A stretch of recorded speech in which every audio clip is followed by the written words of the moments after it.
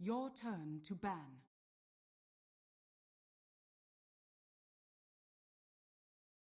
Five seconds remaining.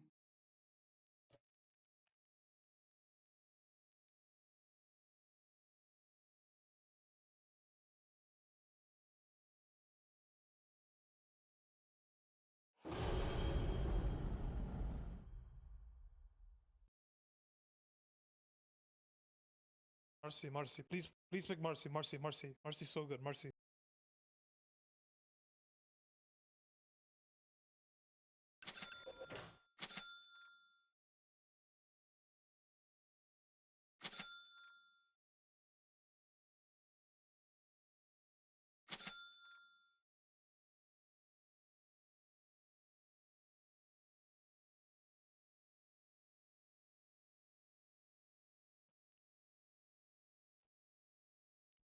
Crit? The shaker? No. I think that's, if I were to guess, that's Slatin. If I were to guess.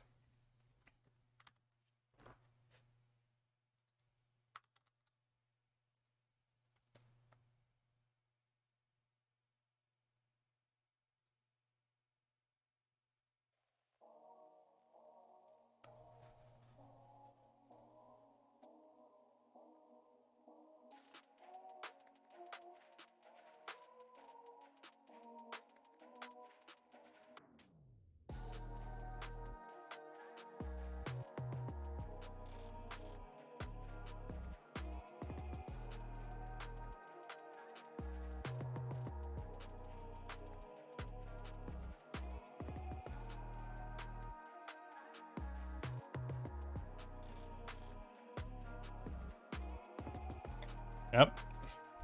It's a golden chicken.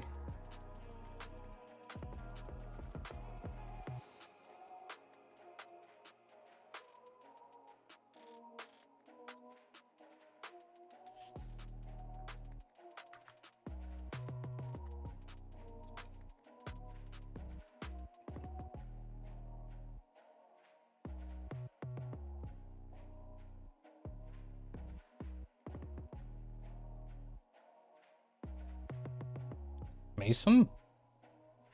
Is he playing off stream? He's back? Let's check it out. Has he been playing Dota again? Oh yeah. I wonder what is today? Oh, it was yesterday. Spamming pubs again. It's not going so well for him. Typical when you take a break. Gotta shake off the rust. Get your avoid list right, you know how it goes. It's in the bag. It's never been Prepare more for battle. in the bag.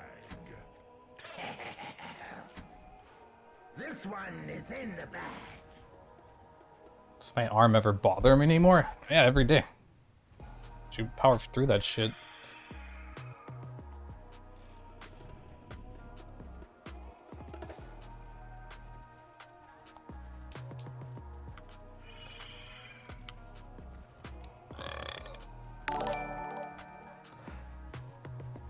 $25 months. Thank you, Rithrin. Appreciate it. I'm only playing one game today. So this is the game. Hopefully good luck with. I'm gonna co-stream tonight. ESL. But today, I'm going to play one pub and I'm gonna do some content for the YouTube. 30 seconds to battle. We're gonna watch Nigma Galaxy versus Team Liquid.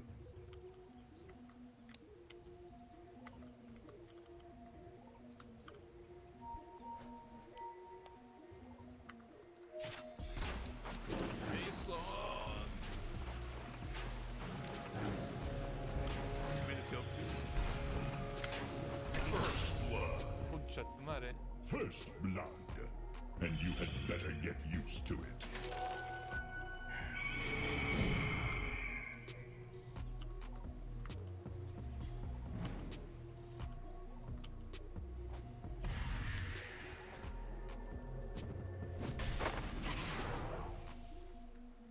My gratitude.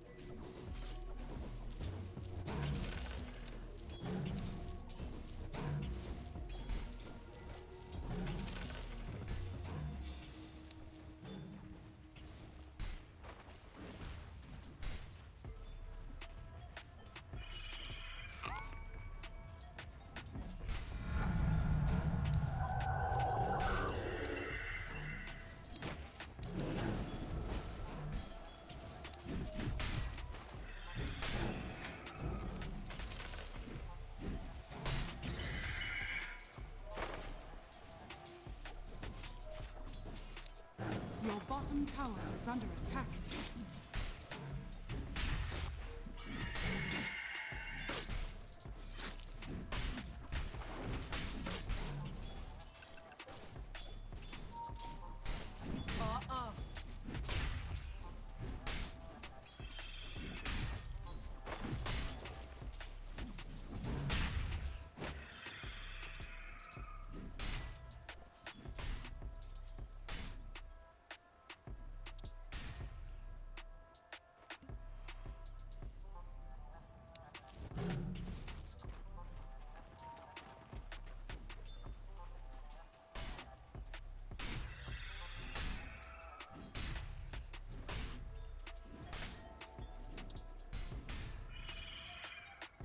That was like a goated pool. I didn't even mean to do that. But it just stacked itself. I just learned something new. Pull a range creep at that minute. With that specific camp, you can actually just self-stack it.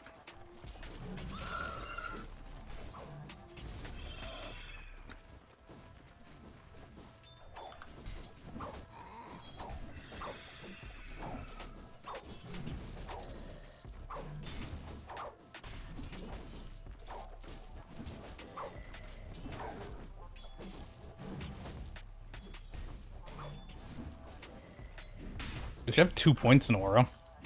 Holy shit. What a beast.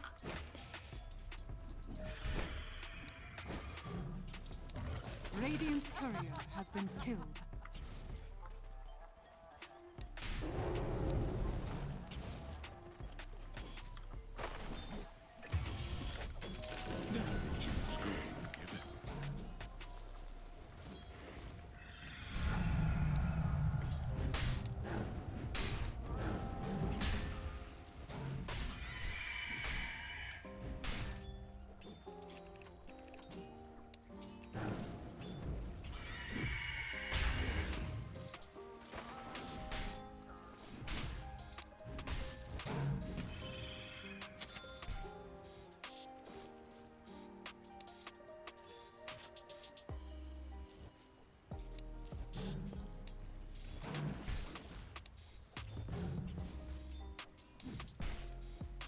Fucking bash him.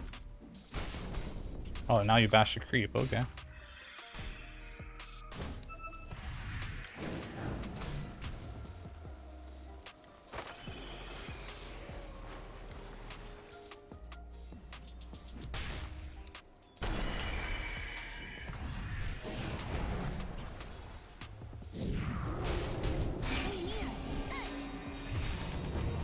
Yikes!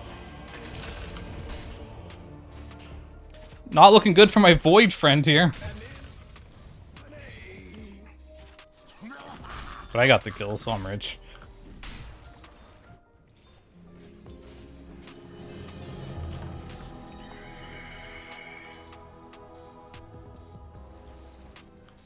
I can refill.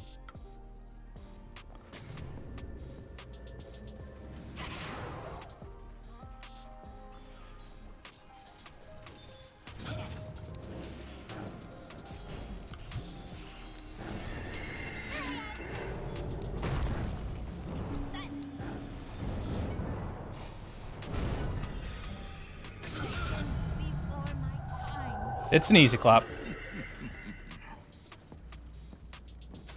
Earth's bounty.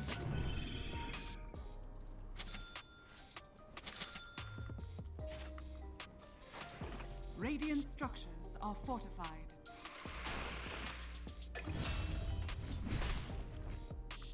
Might want to def top.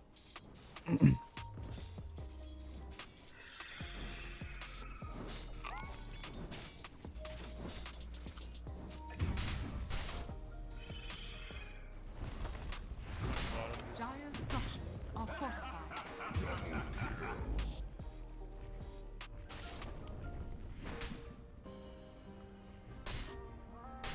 Your top tower is under attack.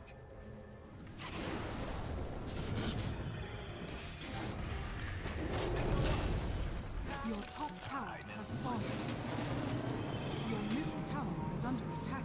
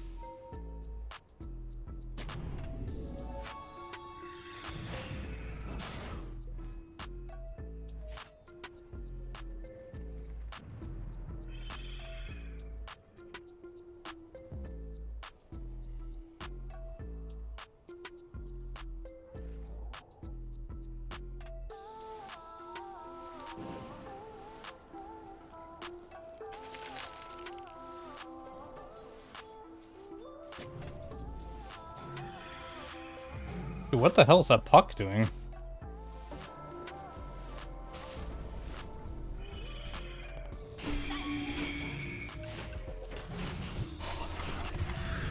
Yep, he went there, alright. Hell yeah, brothers. See that scan there? That was to see if he went to jungle or if he actually smoked over here. And they actually smoked, and I tanked that gank. And he died. You probably didn't see the scan because I blocked the minimap, but... God tier movements. That's all I can say.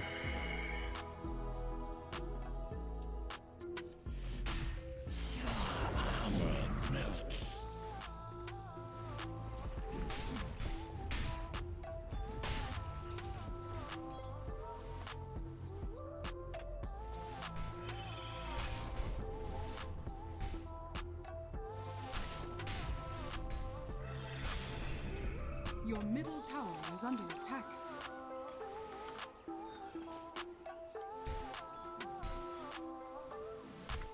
We have Chronos soon, we can kill Slaughter. +1.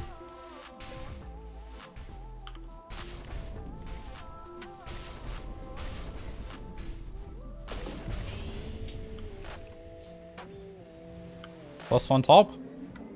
He dies.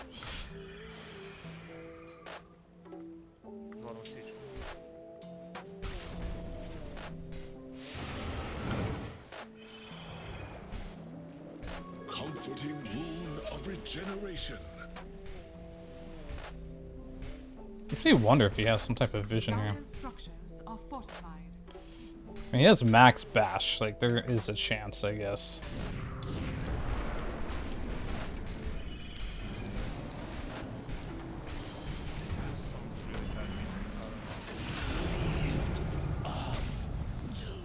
Alright, well. Got him. What horrible game. I don't know. Like, this Wyvern just gets to do whatever you want.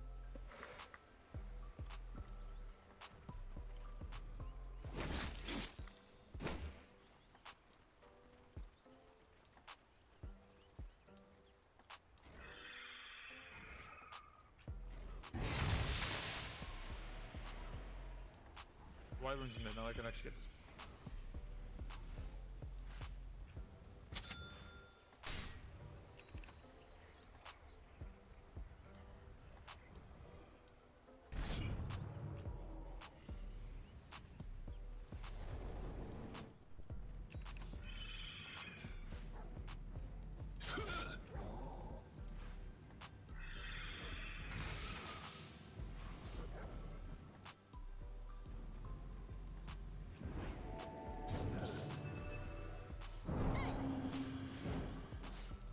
Your middle tower is under attack.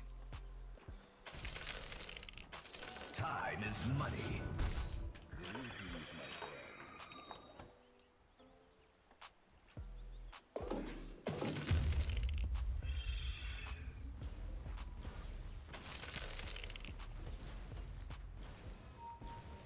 Let's shake things up. Oh shit, alright. That's warded.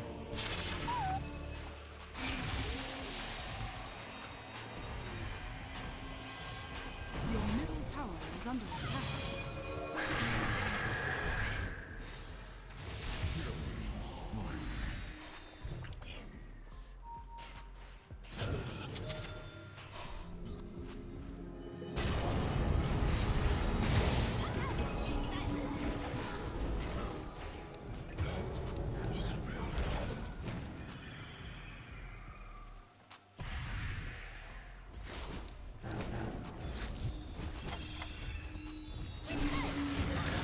Yeah, this is great. is under attack. Going bottom really working out for us.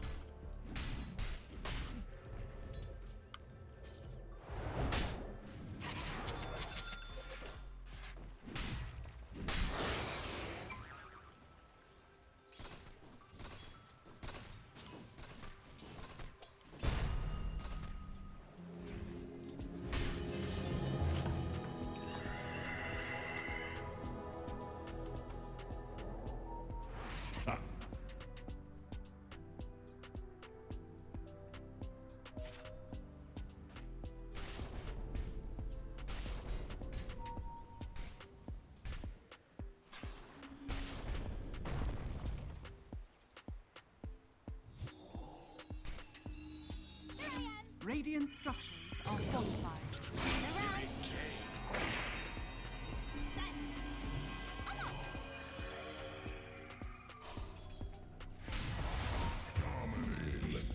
Oh, this guy is like fucking 0 IQ. He's gonna keep fucking running bottom.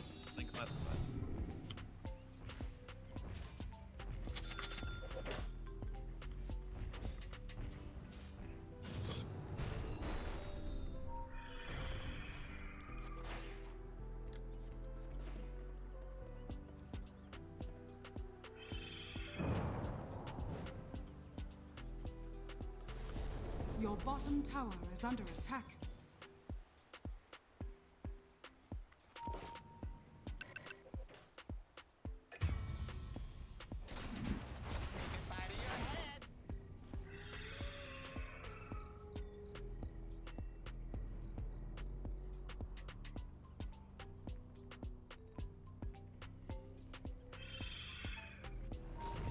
I'm about to leave the game. Like, this fucking Wyvern 5 with Witchblade hitting me on the mech tower, whatever he Your wants. bottom He tower just does is whatever he under wants to say. attack. Like, unbelievable.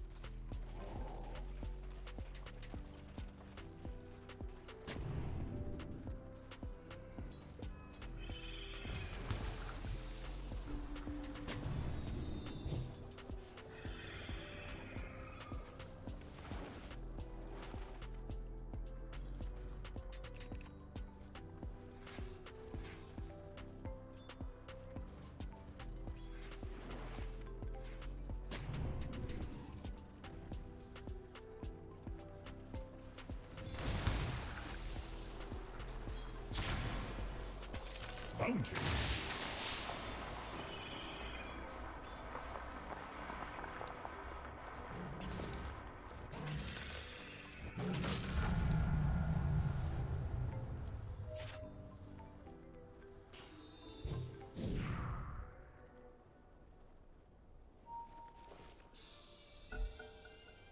Ember, necesitas estar ahí, divearlos a los de abajo y pushar la torre, porque estamos con 3 héroes abajo y tú estás haciendo Ancients con un Ember medio.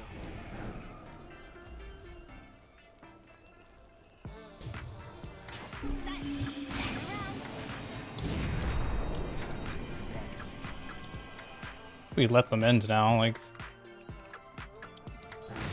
We've tilted out of existence.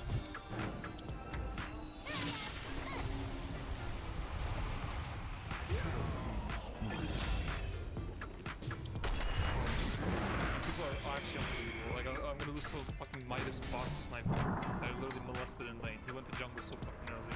Radiant's courier Fucking has been horrible. killed. So useless.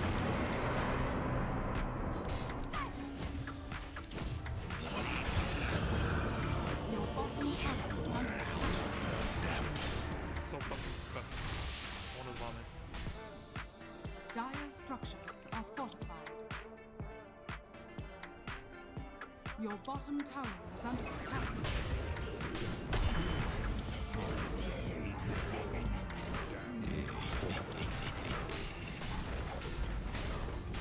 Your bottom tower is under attack.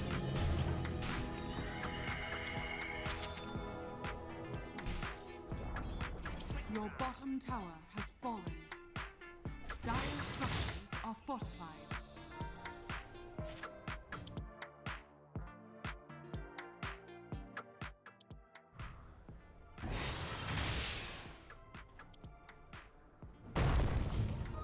Arcane energies. Time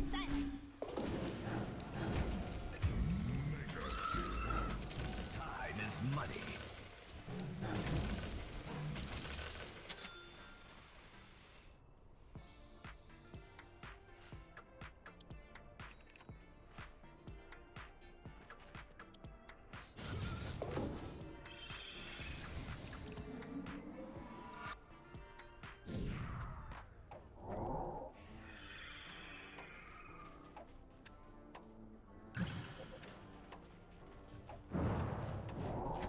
I desperately need some levels here, that's for sure.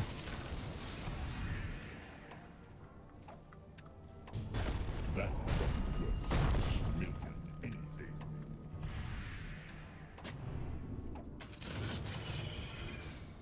Your bottom tower is under attack.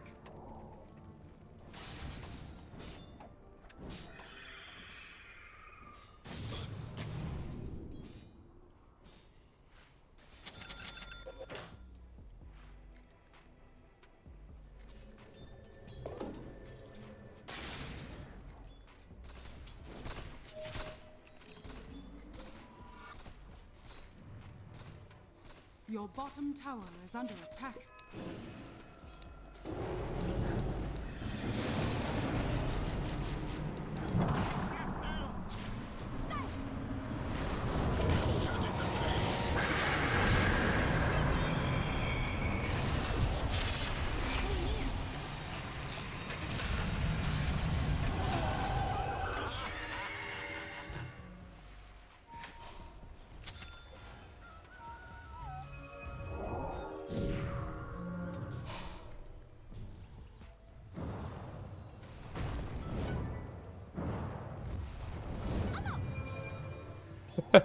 Fuck it, let's chase them to the ends of the world!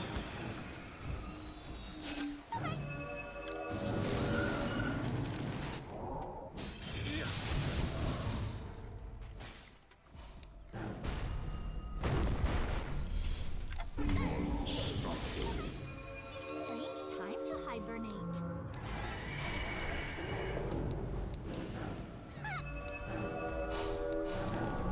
Welcome to the secret shop. Alright.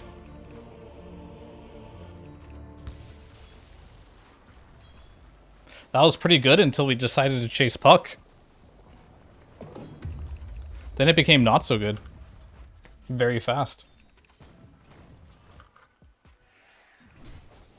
Thus the sarcastic comment I made.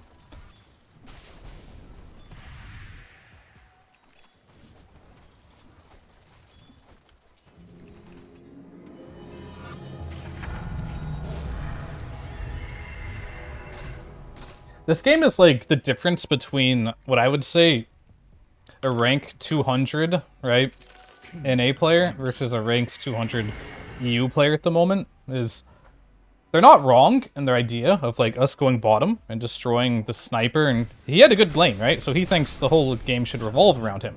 And that's not a wrong mentality by any means. Like, we definitely could have done that. But I've done enough like reviews of like top teams and good players and teams. Dota isn't single dimensional. Like, that is not the only play in the game. But they literally tilted out of the game because this one single play, their idea of the game, did not work. Right? Simple as that. That's like all that happened there.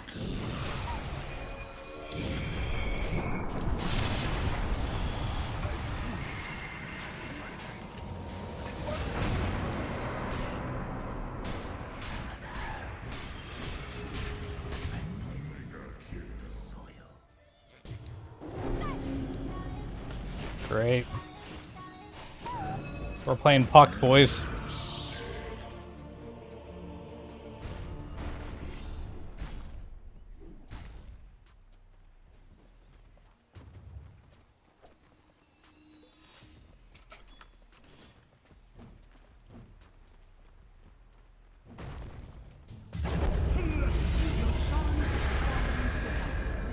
Twice. So it's the easy way out.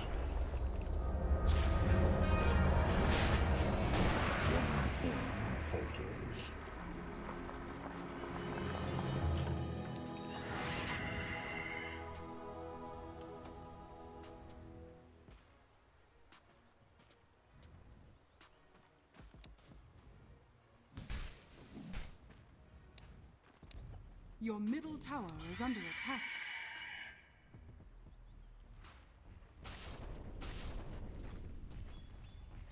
The problem is we did both things poorly, Is under right? attack.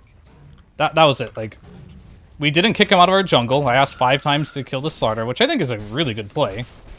But we let him farm there while still trying to bash our heads into bottom lane. So we did 2 different things at once. Radiant structures are fortified. And then they just tilted out of the game. And here we are. Your middle tower is under attack. The enemy's bottom tower has fallen. Your middle tower has fallen.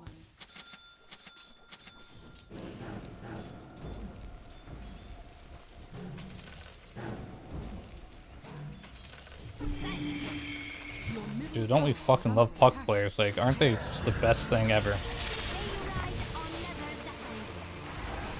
Like, he's too tanky. He ain't gonna die.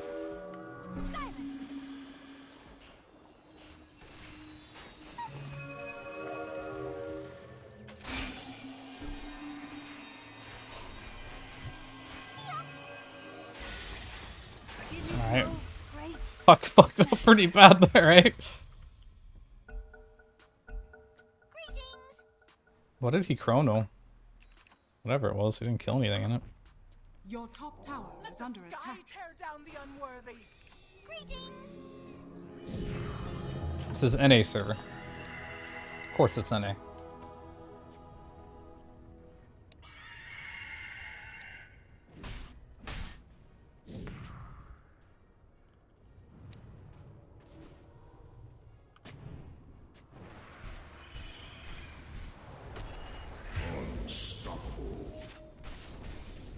Your top tower is under attack.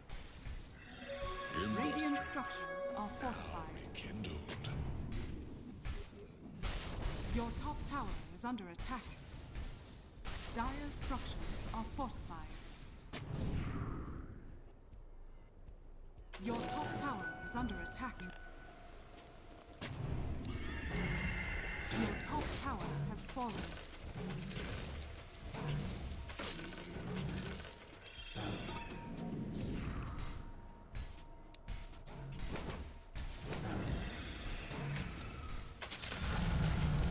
The enemy's middle tower has been denied.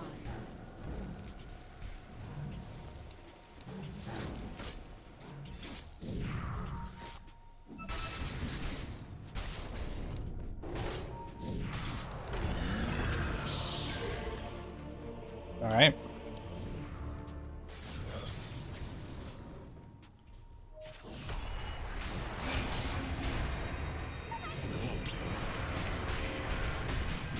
Is that really what he wants to do? Maybe. Is it good? All right, it was good. Trust in the bashes.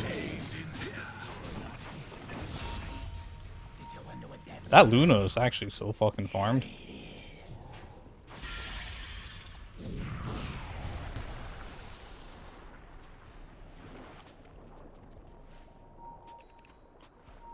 Cancels blink. Cancels blink. Cancels blink. Cancels blink.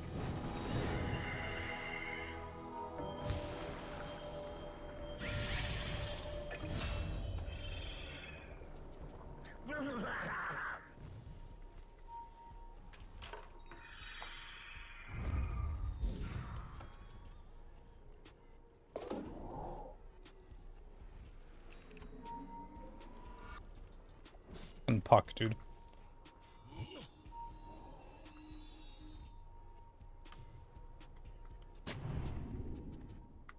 What a goddamn hero.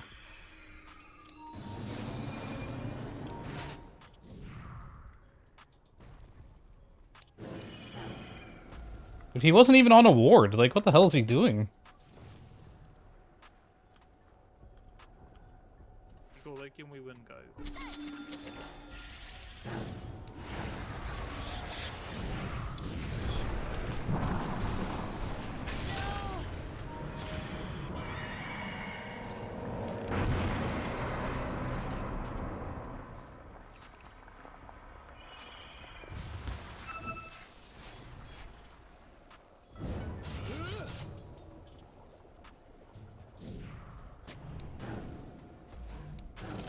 Hunting.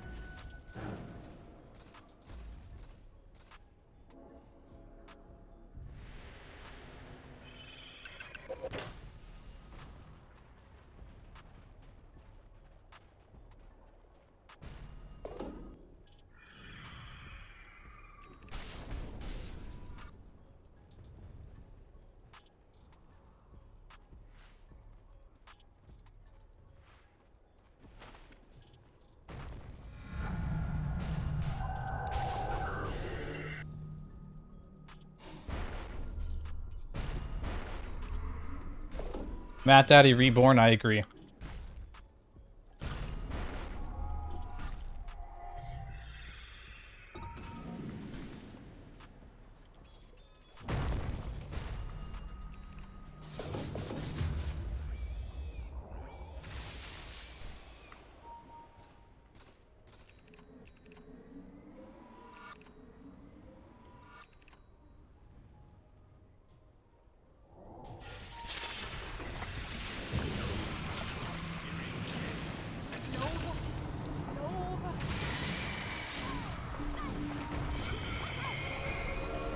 Oh yeah, guys, so we kill fun.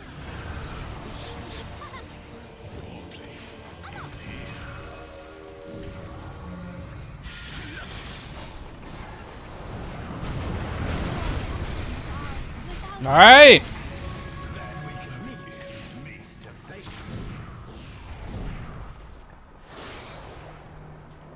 don't have a lot of mana. When I'm up, we can smoke the Roche. In fact, you guys can probably just do Roche now. Going back to mana. Need mana.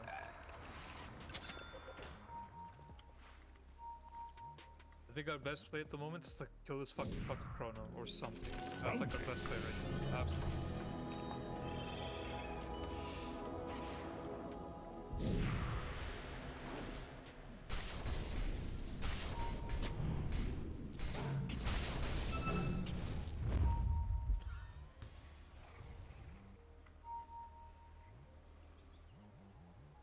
I have no ward right now, do you? Do you have the ward? BKB Slardar.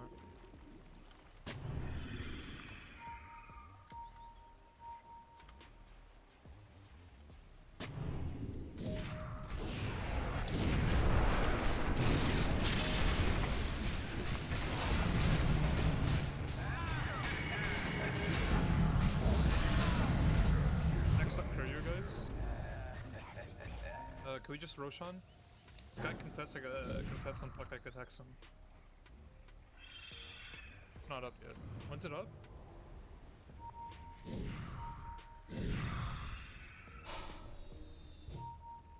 Dude, I don't even know when Roche died this game. I have no fucking idea.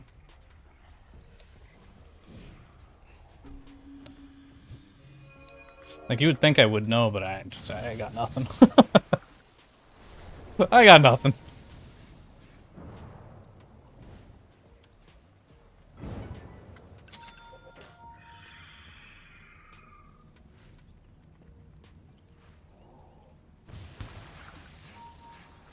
I'm gonna make myself hard to kill for Puck.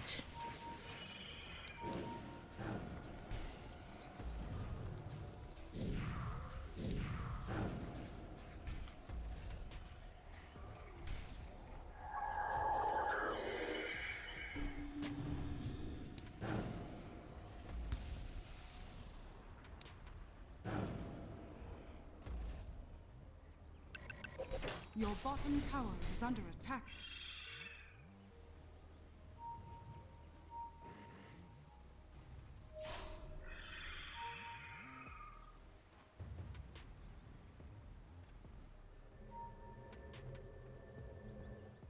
I don't want to TP right away. If they find someone, I'm down.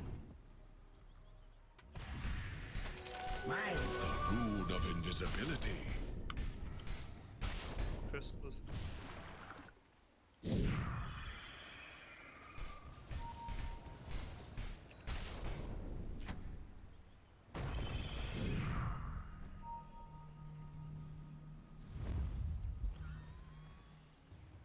you place a ward up here? Here we go. Follow Shaker. Pull a Shaker. Guys, I could go on Sniper. I could break his Lincolns. Shaker has our ward though.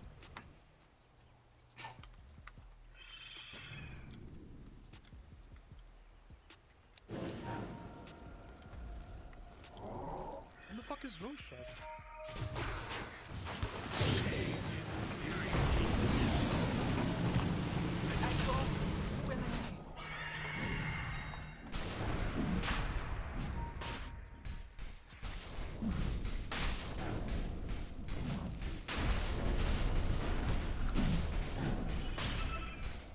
I like jumping the first person.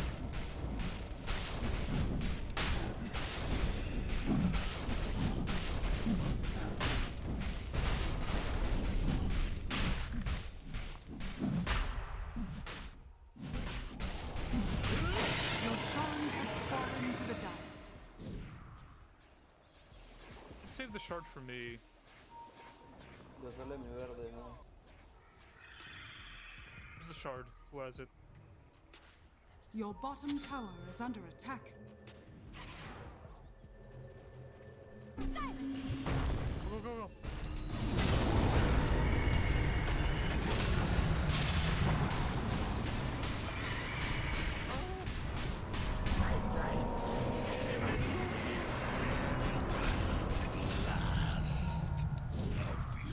Tried.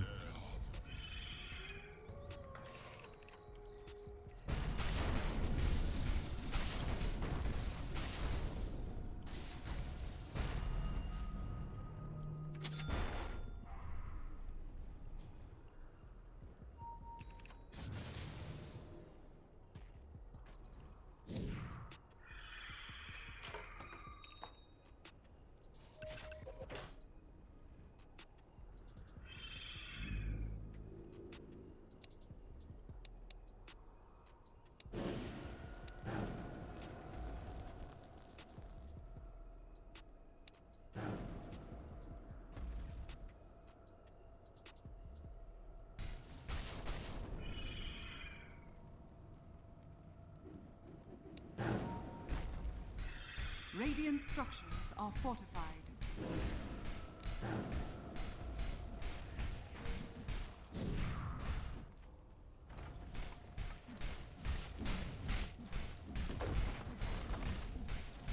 Your top tower is under attack. The enemy's bottom tower has fallen.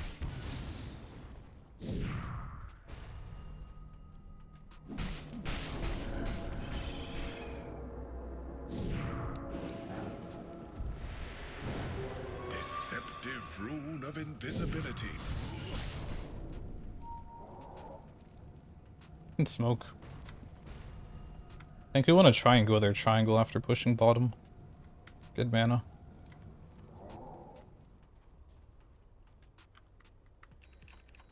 Hey, I don't want to overcomplicate things. Pushing, man. What the fuck? Die.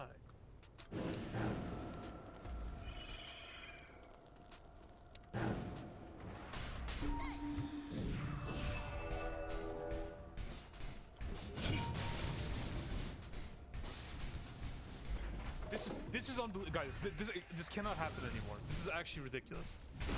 Showed up 3 waves in a row. We Enemy's don't- middle tower has fallen.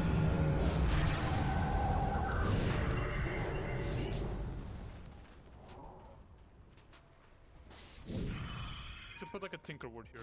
He TP'd back. He's probably gonna do it again because he's bots.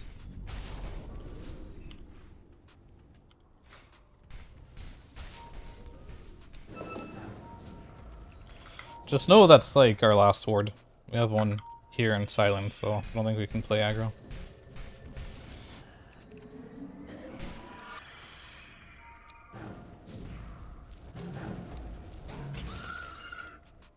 And the 3 of us go like this.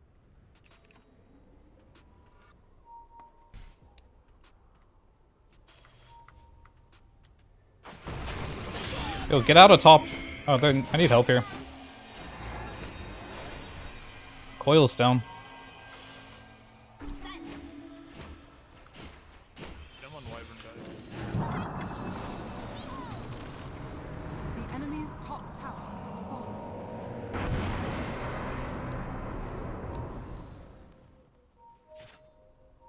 Yo, Void, you want to kill him or what?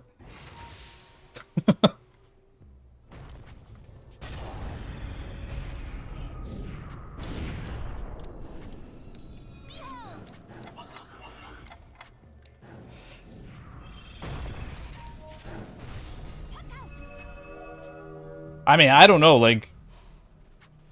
You can't use Chrono on a puck that is in phase shift. Thank you.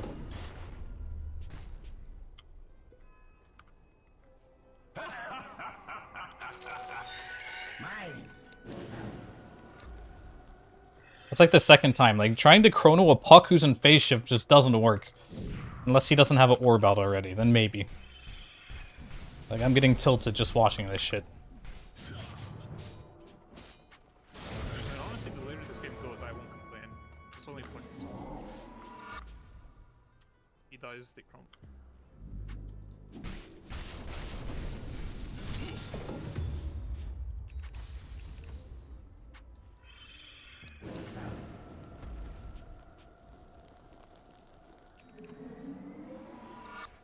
Puck can blink out of everything in the game as long as he has an orb and is phase shifted. Literally nothing can stop him. No black hole, no chronosphere, nothing. If there's an orb and you're phase shifted on Puck, do not fucking cast big spells on him. I mean, this is like a Puck patch. I feel like everyone should know that by now.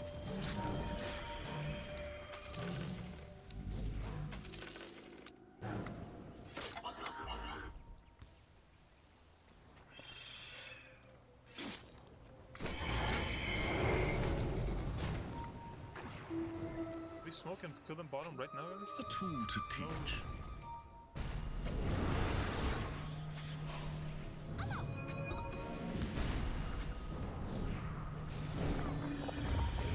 Smoker initiation here.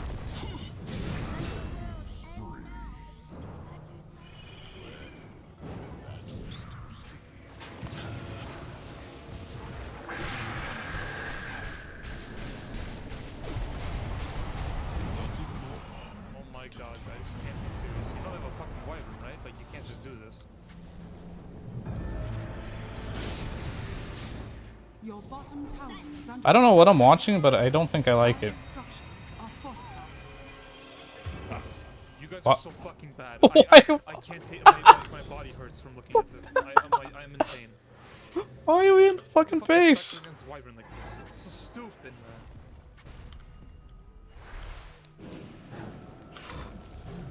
The fuck are we in their fountain for?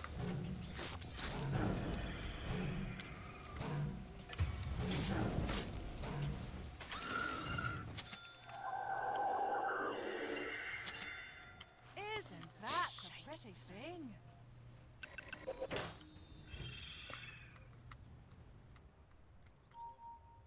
Your middle tower is under attack.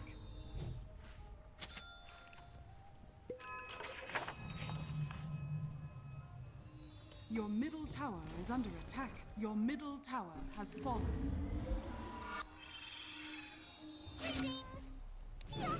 Your middle tower is under attack.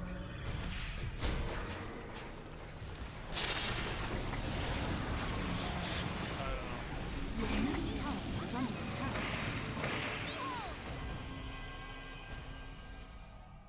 Oil's down. Your middle tower is under attack.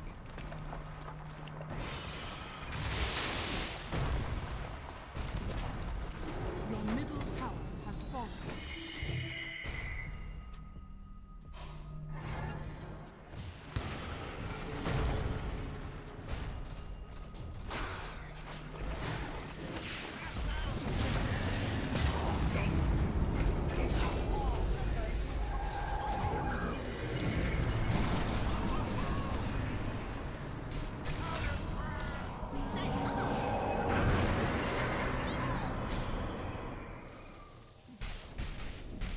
Guys, they don't have buyback on wyvern and puck. If those two die, you actually would be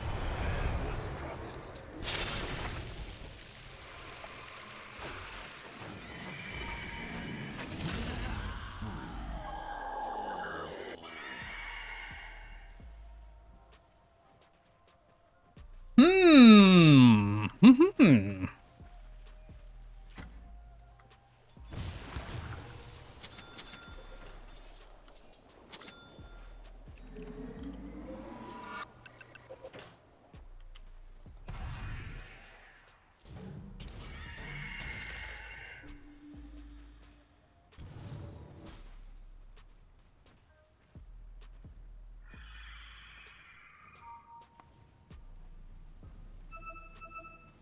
Kill these till we win.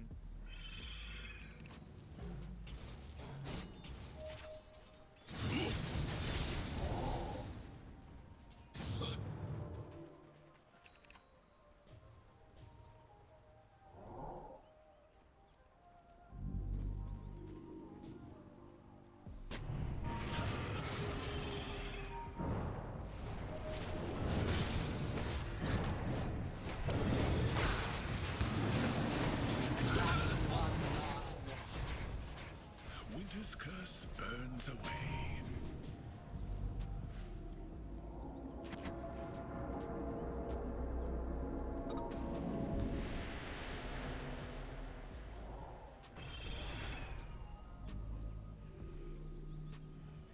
Void, can you get like Silver Edge or like Shadow Blade and like play for Chrono? Just kill Puck. That's your job. An axe on this. Your bottom tower You can take it on is under Void. When you go on the Puck, you can stun him. With you. Take axe on Void, please. No one else.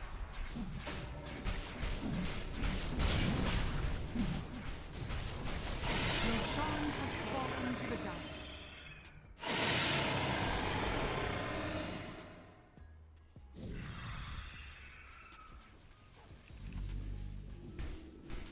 We want some queso.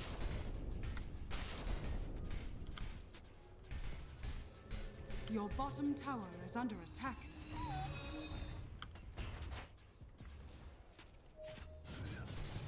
Shaker TP'd back. We have to make his play.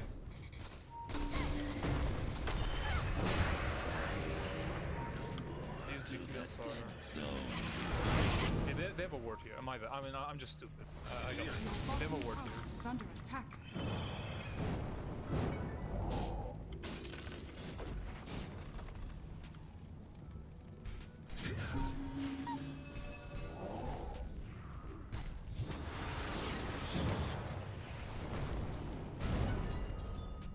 Surely we'll kill him. Oh no, Void's coming. I'm afraid he's gonna Chrono. Yeah, he's still here. He's still here. I just saw his orb.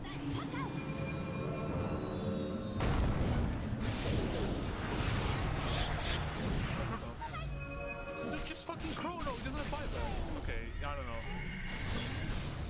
I foresaw your death Never. the moment you That question mark all you want. That was probably off by 0.5 seconds.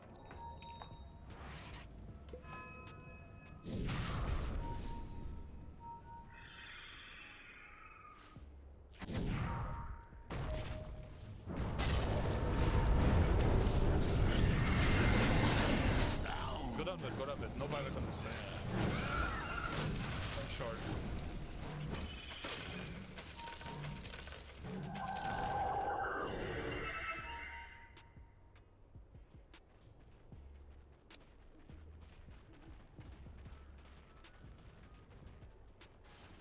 No, I don't want it. I do not.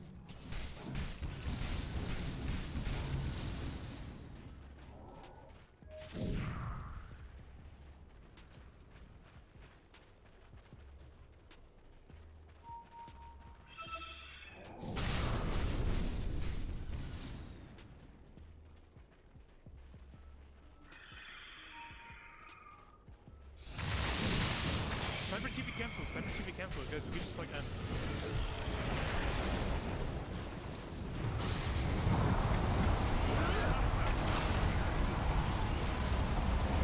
End this game. Radiant structures are fortified. Close for another, we just...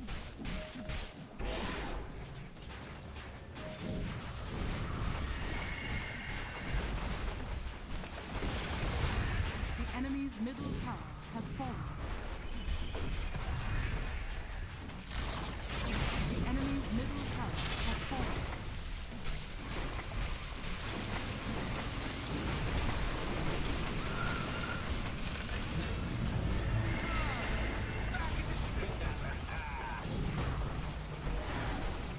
All right. We did it. I mean, that wasn't like the most enjoyable win of all time, but it worked. It worked. The W's a W. You know, for the one game I'm playing for today, I'm pretty happy with the outcome there. Maybe I'll play 2. Who knows? Who knows?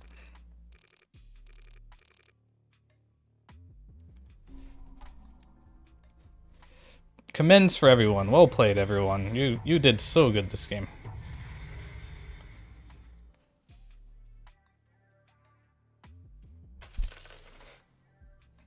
Is this happiness?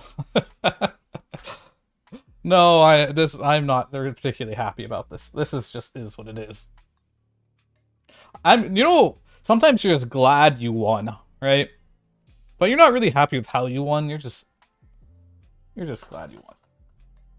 All right, so I'm gonna go to the bathroom real quick, and then it's content time. It's time for Nigma versus Liquid. I haven't decided which game yet. Let me do a quick review of what the better game was. Let's check out dotabuff.com, and then let's check out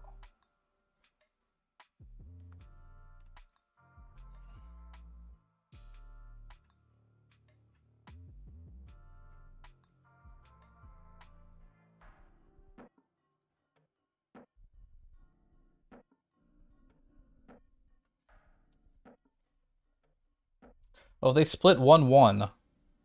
One game went 40 minutes, 36 minutes. Let's see which one was the closer game. I'll cover the one that's closer. Alright, this one was a Liquid Stomp. Oh, we're doing game 2 then. This game was, this one was a roller coaster. That's what I like to see. I like to see the graphs, the green and red. When you see too much green, it's not good, or too much red. But when you see some green and red, that means there's some, it was a close game.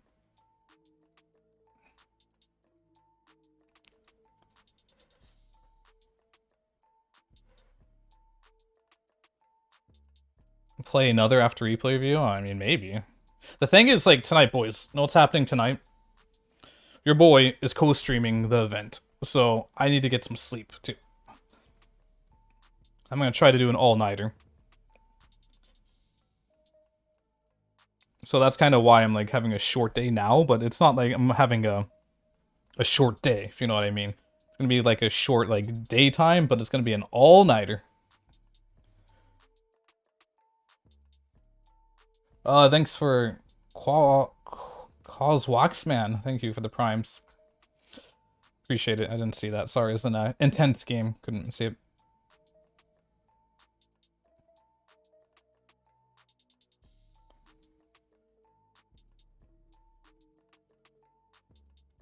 Alright, I'll be right back real quick. I need to use the bathroom. And then it's content time. We're doing game 2. Watch. Let me give you guys a little bit of chill music for the meantime.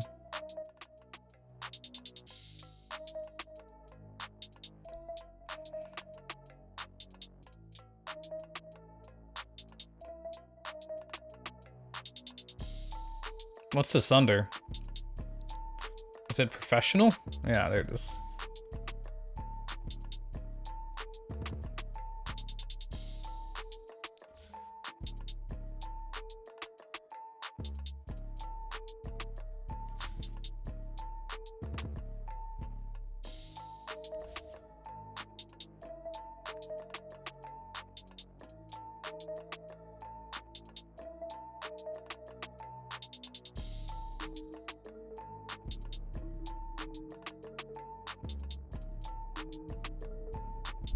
Mason changed reason out of tilts.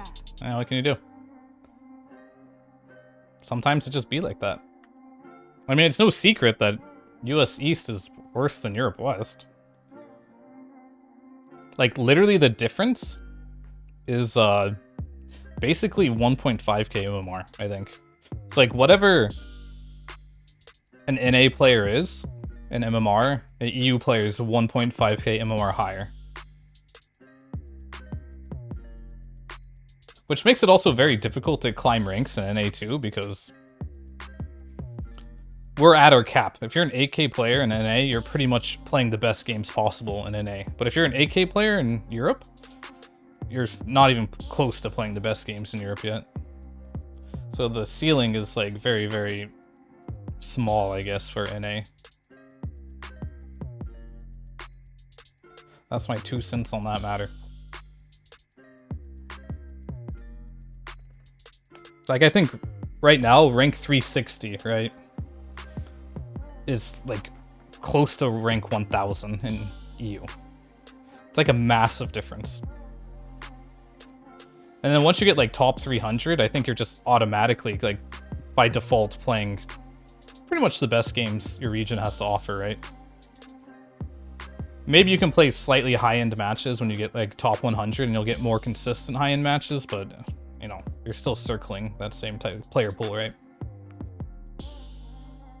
Quakeville couldn't understand how Liquid throw. Well, I will tell him. You know, I will tell him to watch my video when I'm done here. I'm really procrastinating to use the bathroom here because I haven't talked to you guys in a little bit. And I'll let him know how they threw. And he will have a nice lesson that he can watch.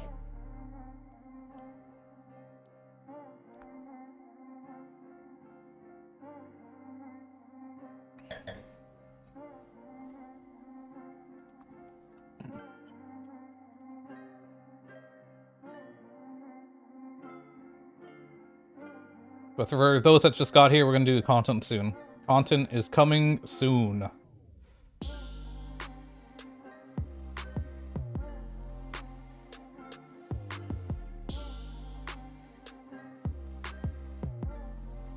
I don't even know why Mason was mad about that game. Like, I literally felt 0 impact from his sniper that game. I mean, it was a hard game, but still, like, the puck fucking went ham. They're winning the game. And he was just kind of in the game. But it is what it is. Be right back.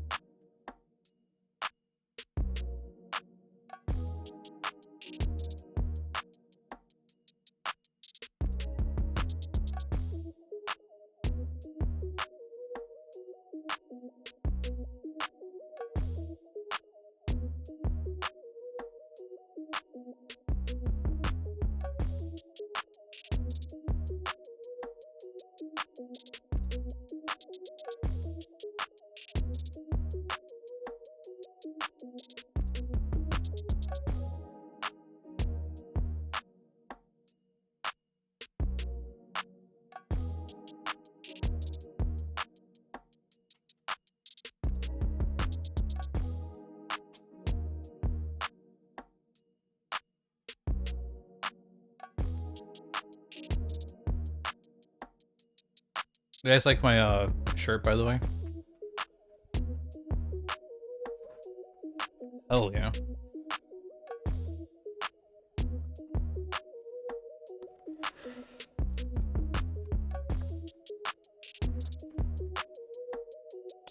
Alright, music off.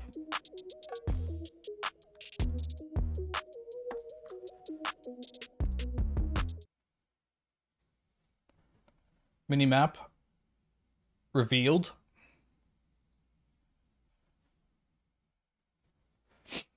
And let us begin. Team Liquid versus Nigma Galaxy. This is game number 2 here.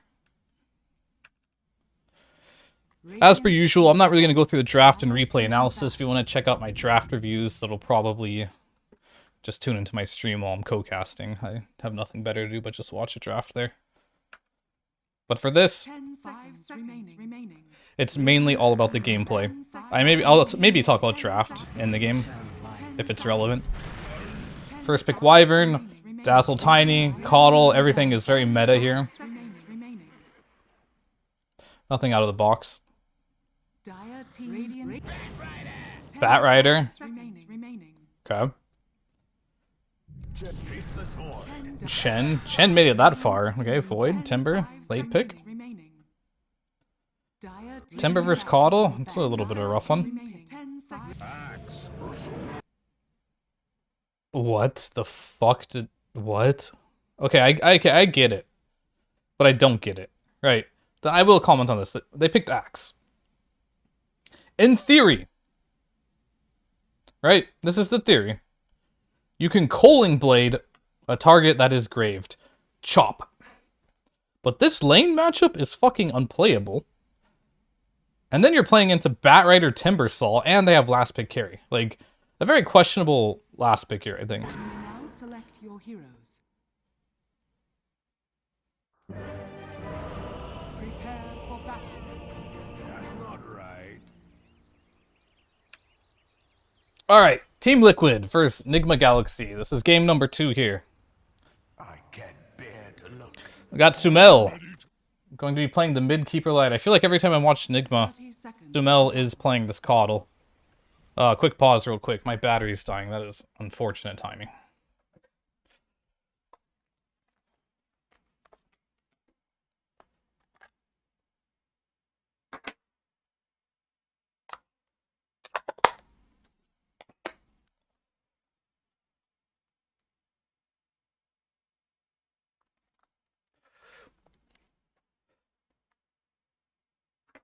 Alright, should be good now. My audio is good, right, guys? Should be fine.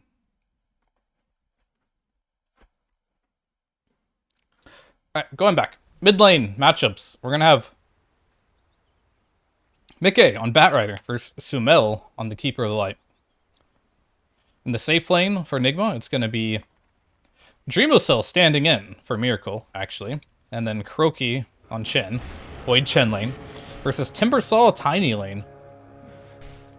And in the off lane, it looks like we'll have GH The battle begins. with the Wyvern. There's going to be a little bit of a rune fight here.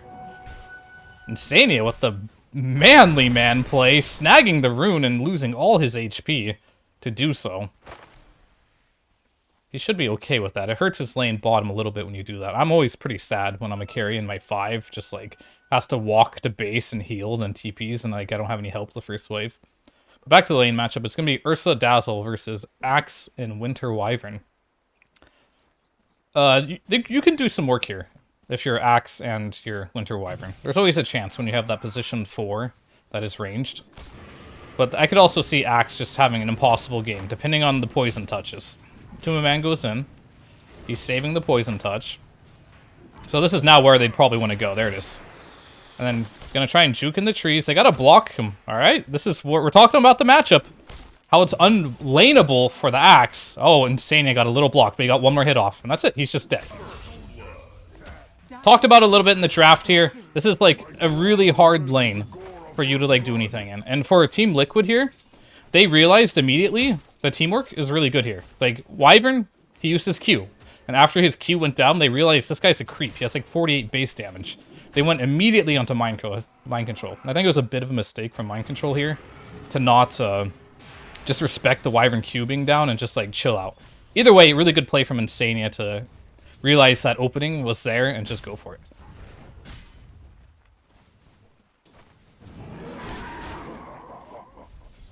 Mid lane, so they ended up picking this Bat against the Coddle mid. I don't know this matchup very well, to be totally honest with you, but if he gets 6 stickies, that's really bad. That's all I do know. So he's going to get zoned from this entire wave. In fact, he's going to sit here. He's going to wait for this next wave to come in. Oh my god, this is really bad for Sumel. Really bad. A rare misplay from the king of mid lane here, allowing himself to get that many stickies as a wave is incoming here. So really well played there by Mickey.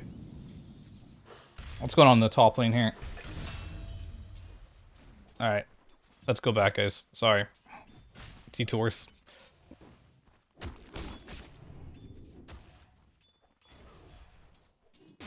What happened here? GH versus Insania. Who wins? Matumba Man wins. Alright. So, bot lane here, CS-wise, it's really not going well for Nigma. It's a pretty tough one.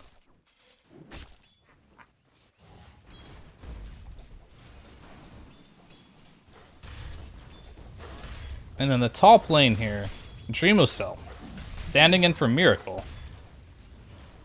On his Faceless Void against the Timbersaw. 11-3. to Zai's 3 and 2. Really getting worked on this top lane. Let's go find out what happened here, actually. Because this is like... The story of the laning stage, I think, is just super important. So we were at, like, I don't even know, like 2 minutes. Let's go check out the laning stage top. And then we'll fast forward. Begins. Because every lane is a very important part of the story of the game. Okay, so Boxy is just late to lane. Is that it? Alright, so... I think what happened here is that Zai said, I can be fine on level 1. And he doesn't need Tiny's help, and he's going to go ward Shen's camps, right? But I think that's, like, a really big mistake. Because I think these small things, like the first wave, are super important for how your lane ends up going. And you're kind of noticed here, like, Boxy's not here. He doesn't have an avalanche or something. So they just, like, click on him here. And so, like, instead of Tiny being here, maybe throwing an avalanche, Timber using a Q, forcing some spells out, Zai is now getting completely zoned from the lane for the first wave. And this is effectively meaning that they can no longer win this lane. Like, just from that. It's just too much net worth to give away. They're going to drag the wave here. This is fine. They're just doing these type of things. But I think this lane is so weak that they could have just stayed at level 1 and not gave Void a free game. I think that was a little bit of a mistake. And we're going to see what kind of happens from that. I mean, Zai's going to go here. He gets free CS. Kroki forces him to drag this into the tower. What? Or did he try only getting 2 creeps? Oh, he's trying to only get 2 creeps. Okay, so he's going to try and get these 2 creeps denied. But this is not good. This is just undoubtedly just not good. Because, like, what's going to happen here is Timber is a hero that wants solo EXP, right? This is not a hero that you want to be low level. So you want to give him as much EXP as possible. So I think Tiny not starting in the wave level 1, securing his level 2, right? Because he kind of needs it in this lane. And then fucking off, right? Because that's, like, when he truly no longer has a purpose. That would give him the most amount of EXP possible. But what's happening here is he's going to deny... This is good for denying creeps. But what's going to happen is he's going to take all this EXP on Tiny. And Timber's going to get none of it. Right? So he's just going to get a whole wave on Tiny. And so that's 4 creeps missing now. For the Timber. And Void only lost 2 creeps. And pretty much in any Timber matchup... If you're ahead in levels of the Timber Saw, you can always keep laning. These lanes get really hard when Timber's like that half a level ahead of you, gets level 6 while you're level 5, then you're kicked out, stuff like that. But if Void is ever gets 6 before Timber, just 1 TP and he's just gonna die, so.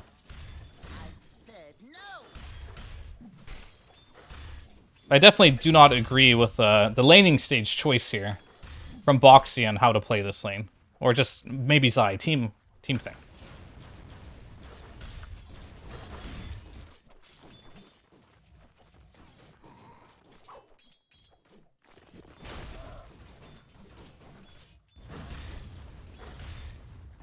Alright, we're pretty much caught up to where we were before now. And we have covered every single laning stage. Mickey winning mid lane, surprisingly, against Sumel with his Bat Rider. Bot lane, no surprise here that Ursa's taking the lead here. And top lane, won by Nigma. So this is like the one lane they have going for her.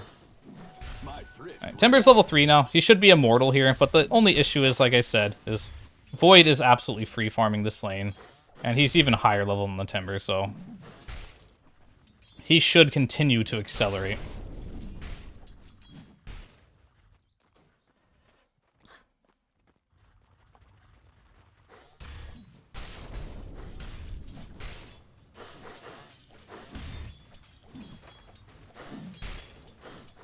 Maybe they wanted early level 2 for Tiny Toss. I mean, yeah, the thing is, I just don't agree with that.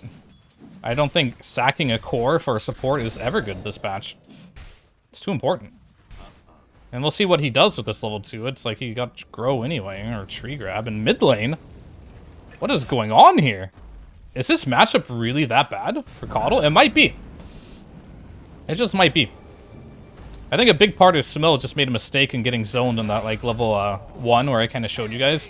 That really hurt his laning stage, and that kind of snowballed Mickey's laning stage here. So, Mickey, I will say, I said this at the major. He is one of the most underappreciated mid laners right now and underrated. I think that is like very fair to say. When people talk about great mid laners, nobody brings Mickey up into the conversation. At least from people I talk to. But he was a beast at the major. Absolute beast. And he's beast moding it up here in this game as well. This is the problem playing versus Dazzle's Axe. Here it is. It's the Poison Touch. This one spell, you have no way to remove it. You got nothing. Mind Control's level 3, and he's just going to go down here.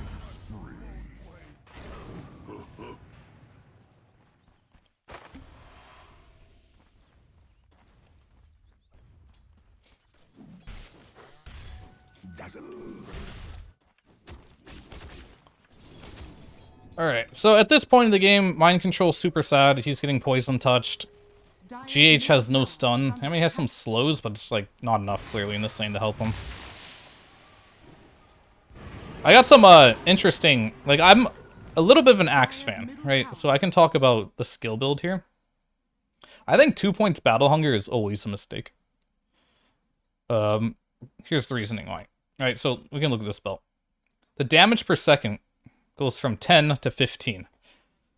Like, that's not that good, right? It's okay. It's not that good. Sure, you get a little bit of cooldown and a little bit of slow.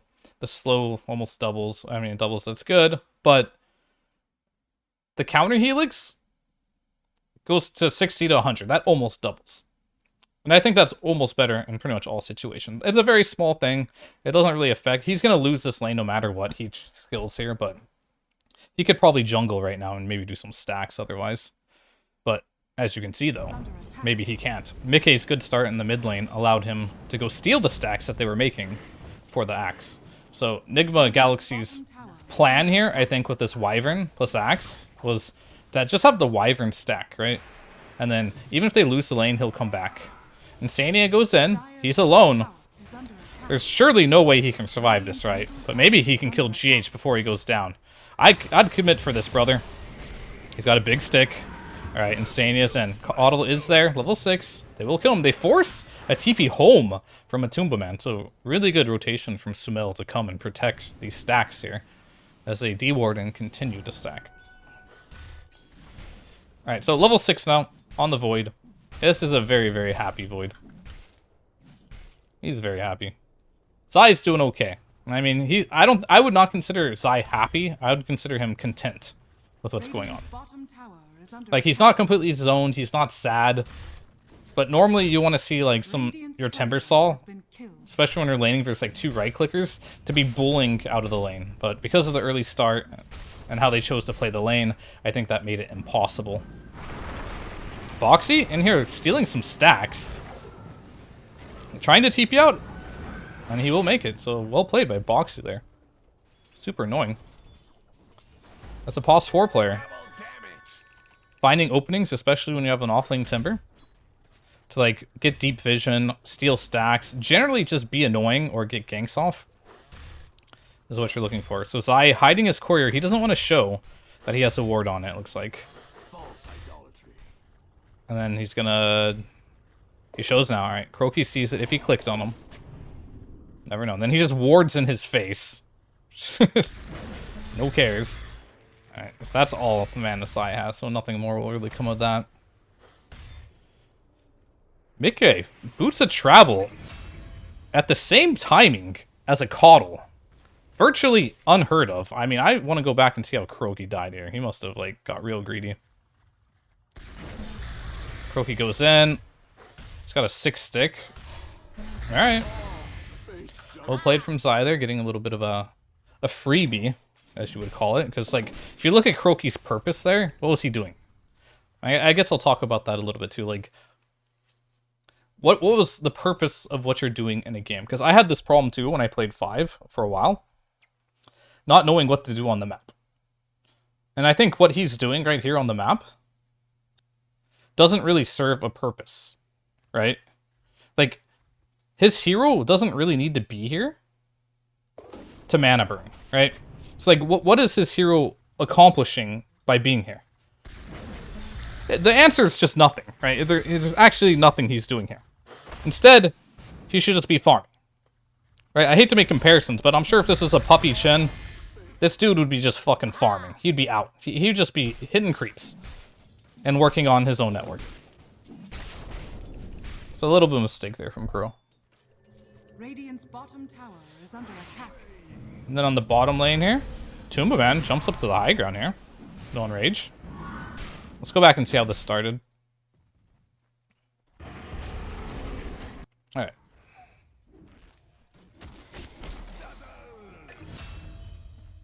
So Croaky died top, same line, bottom lane, Matu.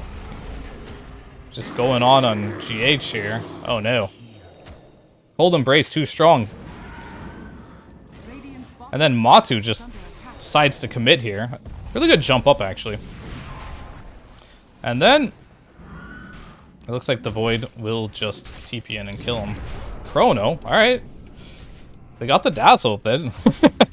Funny looking, but it looks like Mickey has joined the party too. Good rotation here.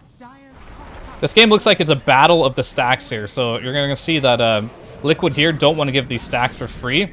Dreamoso also probably getting called by his team to join, but they will get Mickey in return. Really good rotation here from the Faceless Void to not only protect the stacks, because I don't think that's super important, because you're not going to farm that easily, but he's also going for kills, right? The fact that he kills the enemy mid laner and the carry by that rotation is great. And he doesn't really want a lane, indefinitely, versus this Timber anyway. Matu's going to come back and try to pressure. But Axe is now here. The W's on cooldown. Alright, he has cooldowns now. He has no ulti. Alright, Sumail comes in. He has spells available. And Matu's going to go down. So, Nigma Galaxy here, like, a little bit greedy, I must say, from Matu to come in and like try to pressure so much, but also very good by mind control, even though he's having a little bit of a rough lane, level-wise. Sticking around, and they're just kind of letting the top lane, GH, deal with this. So to talk about like what happened there was really good for Nigma Galaxy, it's a pretty important concept here. So let's go back here. Why is the Fog of War on? Alright, whatever. So let's talk about like what went really good for Nigma here. Alright, so Void TP'd bottom. And I think it's really important in Dota right now, and it's often overlooked. You don't want to leave any single lane in Dota right now unfarmed. Simply put. Killing heroes gives you a fraction of the money that creeps do. Like, no joke. So, like, you can get, like, 5 kills down here for Nigma, but if you completely abandon this lane and someone else is farming all this and the jungle, it's probably going to be even net worth still. Like, I'm not even going to lie. So, you never want to leave a lane just, like, abandoned in the early game. Later game is a different story, but in the early game, that is definitely true. So, Wyvern ends up TPing top. This is a very interesting ward. Gives him a little more vision than the tower would, so... very hard to de-ward as well. So, knowing that the Void TP'd bottom, the Wyvern decided he will take the top farm, because he needs levels anyway. And Mind Control did a really good job. He's only level 5 at 8 minutes. Like, he's not having the best game. Joins up. And you'll notice that every single lane right now is being farmed by Nigma. Alright? And then I think Matu just gets a little surprised here that Axe stayed there. And I will say, it was just a good play. You know, Sumail and Mind Control linked up. That's 3 cores in 1 lane at 8 minutes. So Matu got a little surprised there, and it was just a really good play from Nigma.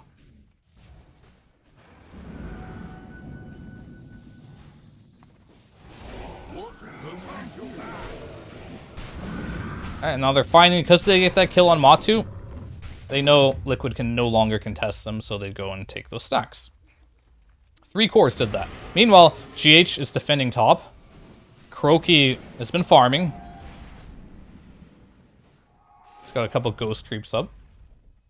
So support's got a little bit of time to themselves to get something. I mean, Croaky's having a really rough game here. He's only level 3 at 9 minutes and 30 seconds. Not the ideal Chen game. Dire's structures are fortified. Liquid decide to go to their Timbersaw, who is strong, and take this tower. Countermeasure from Nigma should be to trade. They have no Chronosphere, so I don't think fighting there is particularly good. Dire's top tower is under attack. And it looks like that's exactly what they're doing. Croaky, enemy jungle, securing the farm in the enemy jungle here. Maybe they don't want to like pressure this tower quite yet, which I think they should hit it, honestly. Radiant structures. But they're kind of messing with Matu here, just a little bit. Bottom tower is under And attack. GH still doing his thing in the top lane. You're going to see it on the flip side. Liquid are doing the same thing. They're just putting a support down here. And the point of doing this... I mean, this is a mistake from Insania, for sure. So, you've heard me talk about this before. Like, I can understand what he's doing. But it's just, simply put, I'm sure he regretted it as he did it too, right? So, he's trying to do the same thing GH is doing. And I call this concept like playing hard to kill. You're TPing down here, right? And if they want to dive you, like deep down here, your teammates can TP. Like if you look at their TP status, they all have a TP. And you're forcing them into like a bad positioning where your team has plenty of time to decide, is this a good fight? Is this a bad fight, right? So if Nigma brings 5 heroes to the spot lane to dive a Dazzle, your first instinct on Liquid should be, this is a bad fight, because they already have 5 heroes set up here and they're just killing my Dazzle. It doesn't feel that good for them. You can just go push mid now. You can go push top now. You have the whole map to yourself. But if you see 2 or 3 heroes diving a Dazzle, he gets a Grave off, and they're TPing with Tiny and Batrider, and you're killing this Void for the trade of your Dazzle, it's good. The key thing is, though, you're putting a support to do this. Because if they dive an Ursa, and they kill an Ursa, and your Tiny TPs in and kills a Void, it's whatever, right? And you're kind of unlikely to even get a return kill as a support from doing that. So, but what he's trying to do here, Radiant's bottom tower and which I understand, is he's trying to get a ward down so he can play hard to kill better. But it's just too early here, right? He goes now. He needs to drop it right now. But he gets a little greedy. Enigma's there, and they punish him. So the whole idea, you can see the Batriders TPing in. You can see the Rainbow TPing in now, right? 1, 2, 3 TPs. The difference is this probably won't work because he died here. If he died here, and then you Rainbow TP here, here, and here, you're going to kill someone for sure. And now they're probably going to cancel their ports because it's done. So that death right there costed them, I mean, Batrider's TP's free, but he died and 2 other TPs, right? So another 200 gold was wasted. And that's just because he had poor positioning there on that teleportation and to warding. Radiant's bottom tower is under attack. All right, let's see what happened. Was that a smoke?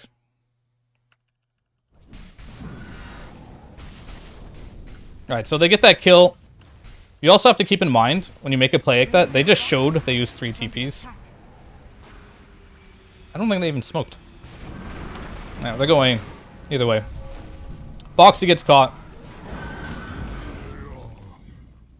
I will say Mind Control is playing this game really well. Like, this is like a skill that you have to have like from being like a veteran player. Most Axe players would, you know, queue up the Midas and be like, yeah, my lane shit, I'm just gonna go farm.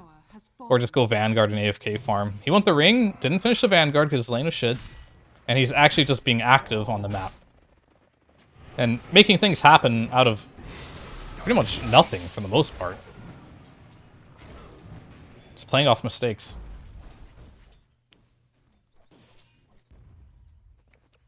Alright, so now Sumel's gonna take the part of the map that they're not playing on. He has Boots of Travel, he can connect, and he can also just shove the lane very quickly and safely. Going for a Force Staff next. Interesting choice. Wonder why he didn't want an early Vessel. I'm sure his reasoning's good, but no idea. He is playing versus Dazzle and Timber. Maybe he's afraid of just getting caught by Batrider. He just wants to keep the distance. Meanwhile, they're trying to do Roche, but a little scared here. What have we here? Dire are scanning. Alright, Croaky is level 6. He's farmed it up a bit.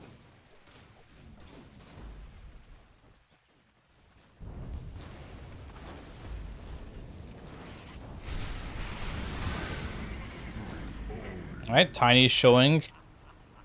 Trying to farm out the shit lane there. Gets chronoed. Caudle instantly TPs in. They get a kill. Instant smoke to mid lane to connect with their teammates here. Radiant's bottom tower is under attack. Oh, they know they're roshing. Alright. They put him out of the pit here. Oh yeah, this is a little bit this is Monkus for sure. Rosh is incredibly low. Game sense is good. And it looks like there's gonna be a crazy fight here. Dreamwhistle comes in for the Rosh. No more stacks on the Rosh, but Rosh is sitting at about 10% HP or something here. Incredibly low. These are my favorite games when there's just like 10 people running around the Rosh pit at 13 minutes in the game. Whoever... Oh, Watu just jumps in.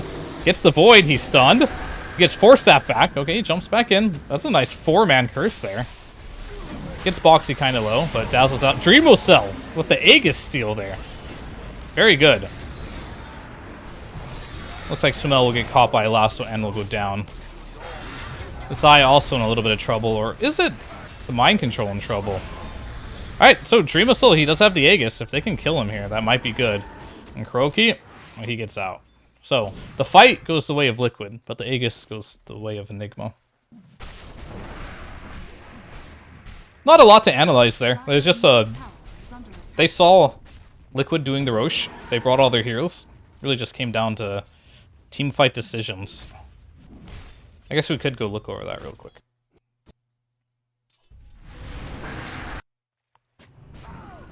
So like Rosh is super low. They choose to do Rosh here, right?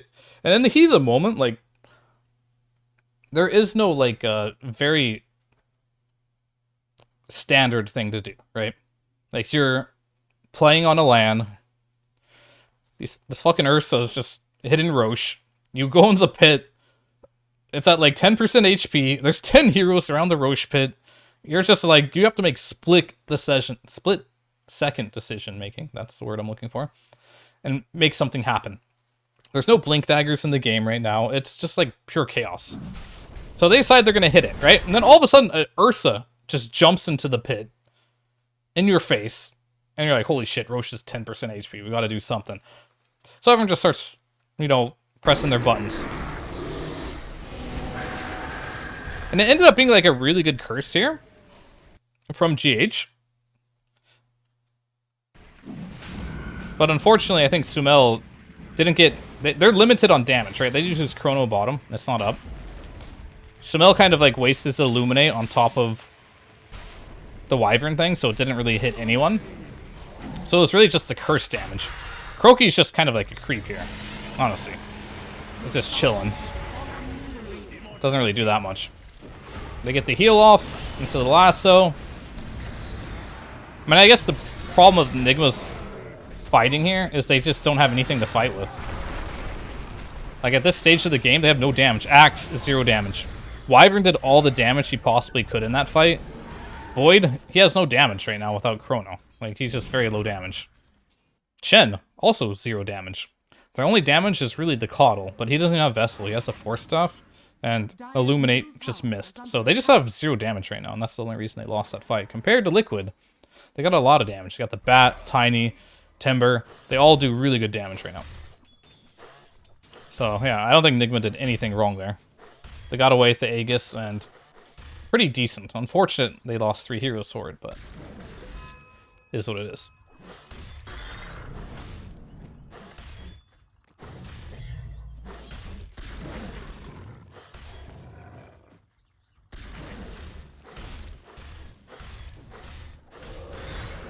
But because of that fight, Zai actually was the big breadwinner there. First in net worth.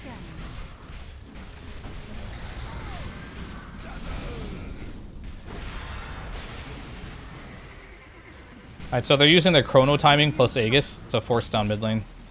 They also have a mech on Shen. They're really strong now. Definitely really strong. Dude, why the fuck is Sumail not going Vessel? Radiant's middle tower has fallen.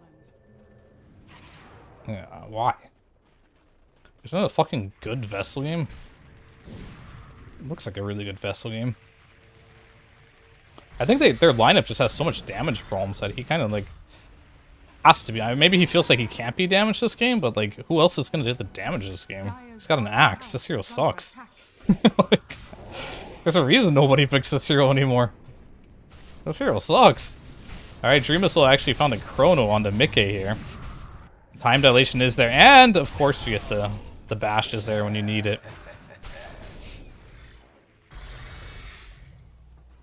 Dire's bottom tower is under attack.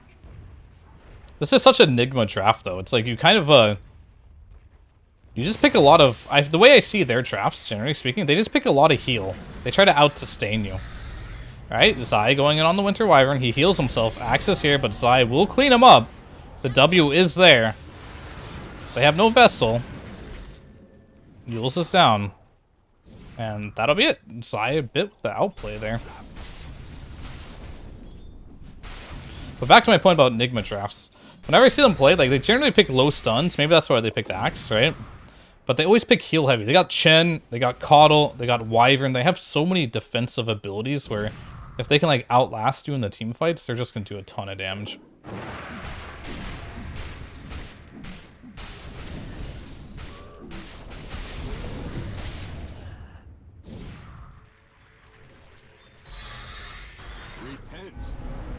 Top lane, Mickey. Trying to go on Summel. A little bit of anti-synergy there with the call. Got a little distracted. Like, what happened up here? Oh, okay, so it's just Mickey. Just found the Coddle and just goes for a solo kill here. No BKB. Diving at tier 2. And Matu's like, hell yeah, brother. And then comes in too. They both use their spells here. They kill the Chen.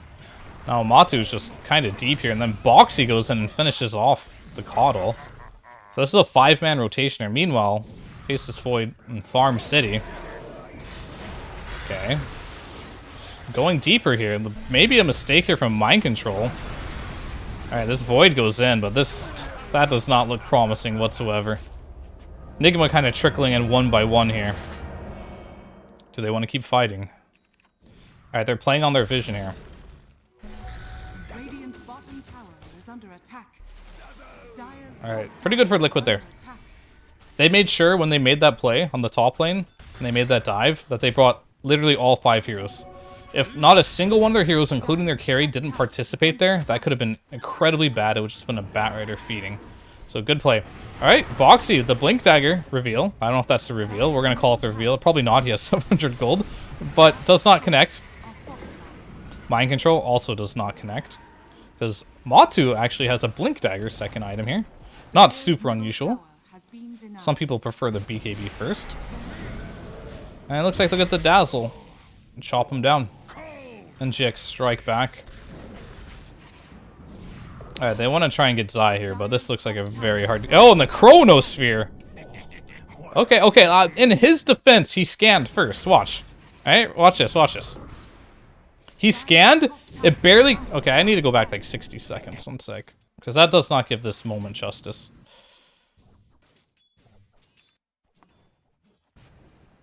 Alright, sorry. What moment is it? Alright, here we go. And his defense, right? Zai went here. He doesn't see him. It's nighttime. Your man scanned, right? And Zai barely was in the range of the scan. So he thought for sure, because the scan connected, that he was there. So it might look funny that he just chronoed nothing and everyone's ruffling. But it was a pretty good attempt. For a missed Chronosphere, I approve of that missed Chronosphere. Dire's middle tower is under attack. But it is unfortunate.